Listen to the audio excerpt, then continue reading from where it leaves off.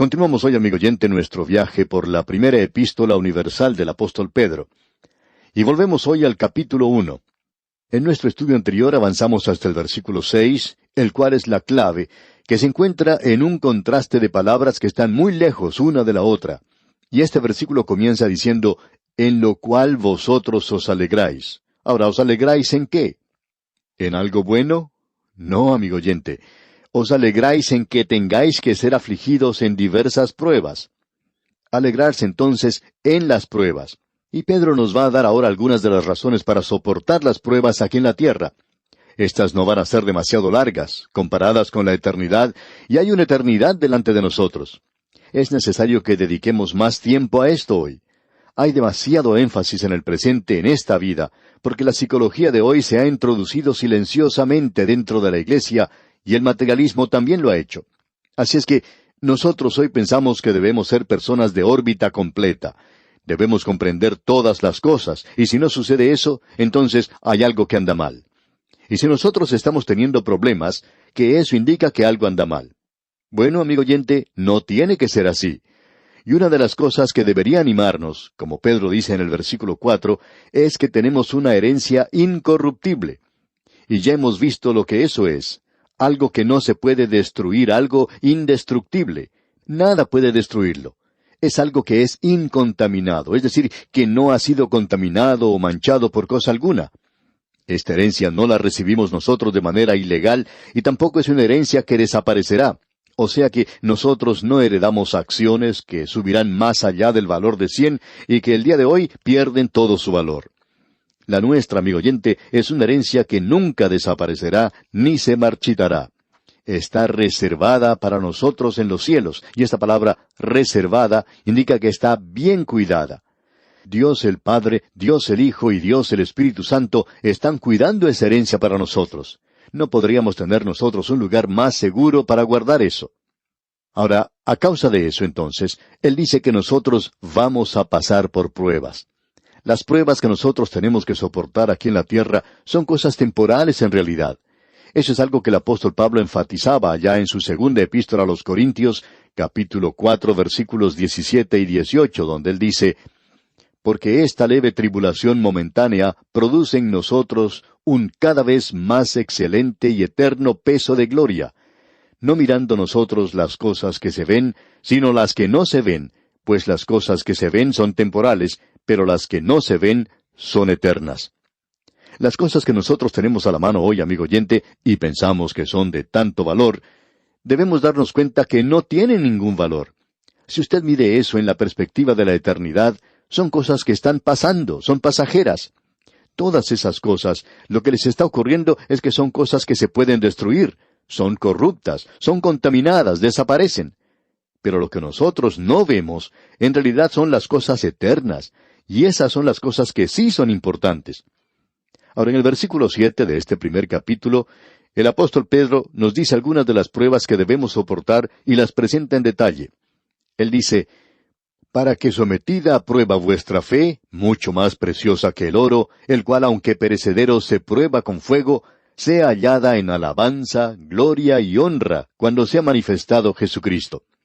Ahora él utiliza una ilustración muy apropiada, y él también usa una palabra muy hermosa, preciosa.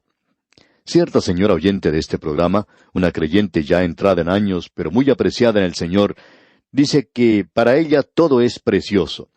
Cuando habla del programa dice que es un programa precioso. Cuando habla de algo que hemos dicho, dice que fue algo precioso. Ella dice que un regalo que alguien le dio fue algo precioso, y que ella pasó un tiempo precioso visitando a algunos amigos y que tuvieron una comida preciosa. Todo es precioso para ella. Es una palabra demasiado trillada en nuestros días. Sin embargo, es una palabra muy buena. ¿Y sabe usted, amigo oyente, quién usa esa palabra en esta epístola? Sí, señor, es Simón Pedro, ese pescador rudo y tosco. Él habla en cuanto a la prueba de nuestra fe que es preciosa. En sus epístolas, él utiliza esta palabra precioso 7 veces. Vamos a ver esto cuando nos toque estudiar cada una de estas porciones. Ahora él está diciendo aquí, mucho más preciosa que el oro, el cual perece. ¿Cómo prueba uno el oro? Bueno, escuchemos lo que dice Pedro. El cual, o sea, el oro, aunque perecedero se prueba con fuego, sea hallada, es decir, nuestra fe, sea hallada en alabanza, gloria y honra cuando sea manifestado Jesucristo. Él está diciendo que la prueba que usted está soportando es con un propósito definido. Tiene un propósito presente. La forma en que Dios le está probando hoy, amigo oyente, es la misma que se utiliza para probar el oro. Cuando los mineros sacan el oro de las minas, ¿qué es lo que hacen con ese metal? Lo llevan a la fundición, lo colocan en un horno caliente. ¿Para qué? ¿Para destruir el oro? No, amigo oyente, para purificarlo. Y usted puede apreciar que cuando ese oro se derrite, sale toda la escoria y solo queda el oro puro. Esta es una ilustración muy apropiada, porque él va a decir aquí que nosotros hemos sido redimidos no con oro o con plata, sino con algo mucho más precioso, que es la sangre de Jesucristo. En las pruebas que Dios nos presenta, nos coloca en el horno, por así decirlo, no para destruirnos, ni siquiera para herirnos ni hacernos ningún mal. Lo que Él desea es oro puro, oro refinado, y así es como Él va a obtenerlo. Y amigo oyente, eso es lo que desarrolla el carácter cristiano. No interesa lo que usted pueda decir. Es en momentos como esos, cuando llega la prueba, que aparece ese oro precioso y la escoria es quitada. Ese es el método de Dios. Esa es la escuela de Dios. Y eso es algo que se deja de lado en muchos programas del presente, lamentablemente. Todo lo que uno necesita es algún truco, y todo el mundo lo enseña en el presente. Escuchamos hace algún tiempo a un predicador por radio, y opinamos que él es un buen predicador, pero él se ha dedicado también a esos programas especiales. Que si uno se dedicara a lo que tiene que hacer hoy, y eso sencillamente quiere decir que uno tiene que llegar a ser suficiente en sí mismo, que uno tiene que llegar a ser algo apropiado, adecuado. Usted debe reconocer estas cosas, amigo oyente. Y en realidad, lo que usted debe reconocer es que usted es nada, que usted no es adecuado, que es inapropiado, que no es suficiente, y que nunca llegará a ser así. Lo único que uno puede hacer es ir al Señor Jesucristo como pecador y Él le salvará. Y entonces, amigo oyente, Él quiere vivir su vida a través de usted. Y la única forma en que puede hacer eso es por medio de las pruebas que nos da. Hay muchos atajos hoy. Y el único lugar que se puede llegar por medio de los atajos es a un callejón sin salida. La única cosa que nos llevará a la madurez y crecimiento es el hecho de que tendremos pruebas. Y luego Él dice, cuando sea manifestado Jesucristo. Cuando Él sea manifestado, amigo oyente, usted le agradecerá a Dios por sus pruebas. Pensamos que habrá muchos de nosotros que desearemos haber tenido más pruebas cuando lleguemos a su presencia. Creemos que entonces podemos apreciar el valor de esto. Piense tan solo en las pruebas que tuvieron que padecer el apóstol Pablo y Simón Pedro. Él iba a ser crucificado, fue crucificado, pero cuando él escribió esto, la crucifixión estaba delante de él. Él dice que las pruebas van a producir ese oro y aparecerá en su presencia.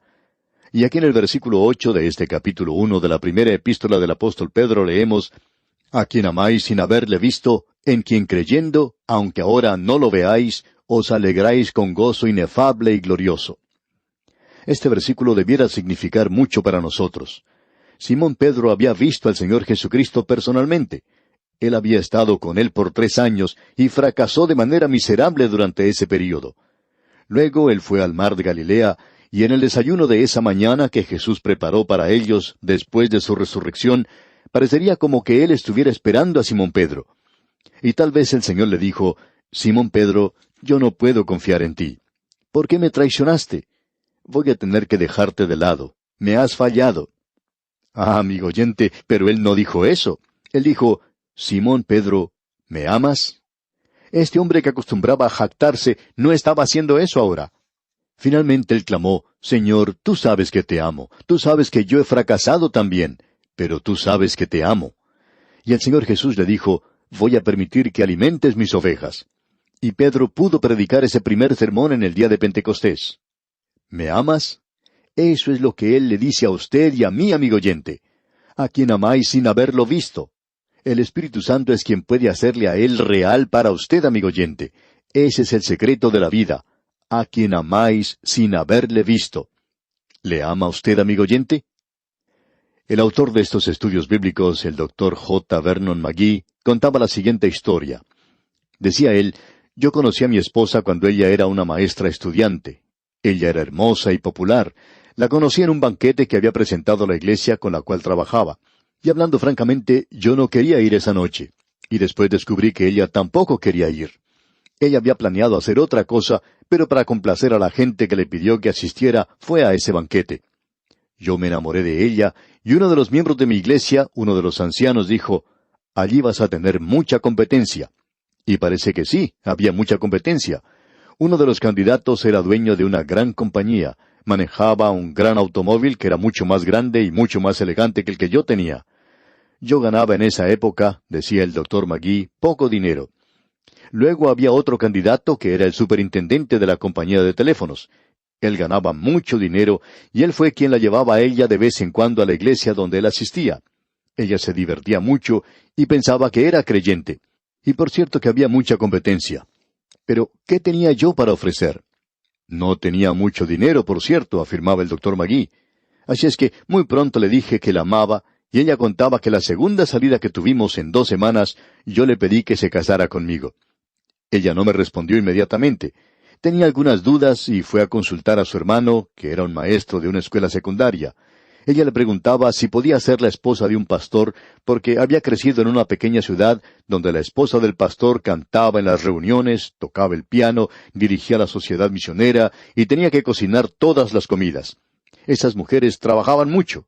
Me apena, continuaba el doctor Magee, ver a veces la suerte que corren ellas porque tienen que trabajar mucho en esas iglesias tan pequeñas. Ella no sabía si podía ser la esposa de un pastor o no. Yo no sabía lo que pasaba entonces, hasta sufría bastante, porque yo tenía que predicar los domingos por la noche, y ella se encontraba en la otra iglesia con ese otro señor. Ahora yo tenía que actuar rápidamente, así es que tuve que ofrecerle algo.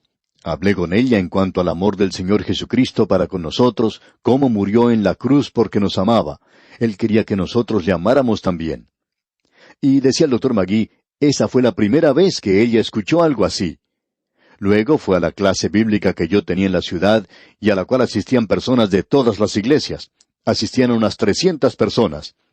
Esta ciudad comenzó a observar a este predicador que había llegado y pensaban que había sido abandonado por su novia en otra ciudad, algo que por supuesto no era cierto. La gente quería saber o quería ver cómo iba a salir yo en este asunto con esta joven y con los otros candidatos. Yo le dije a ella en cuanto al Señor Jesucristo, le di el libro de Ruth, ese era también el nombre de ella, y le dije cómo ese hombre se había enamorado de Ruth y cómo Cristo hoy ama y nos salva. Él murió por nosotros en la cruz porque nos amaba tanto. Y el doctor Magee concluyó su relato diciendo, ella no solo se convirtió al Señor, sino que llegó a ser mi esposa. Eso era todo lo que tenía que ofrecer. Y amigo oyente, esto hace de este versículo algo maravilloso. A quien amáis sin haberle visto. ¿Le ama usted a él, amigo oyente? Si usted no le ama, ningún cursillo en este mundo puede ayudarle. Y en este versículo 8 creemos otra vez dice, a quien amáis sin haberle visto, en quien creyendo, aunque ahora no lo veáis, os alegráis con gozo inefable y glorioso. ¿Hace eso que su corazón palpite más rápido, amigo oyente? ¿Le ama usted en realidad? ¿O es su religión una religión muerta, donde nadie o nada tiene significado? Tanto Pablo como el apóstol Pedro le amaban, y todos aquellos que le habían servido le amaban. Y esperamos, amigo oyente, que usted le ame a él hoy. Eso puede resolver algunos de sus problemas. Eso le puede ayudar con su esposa, digamos de paso. Un día, decía el doctor Magee, le envié una docena de rosas a quien después fue mi esposa.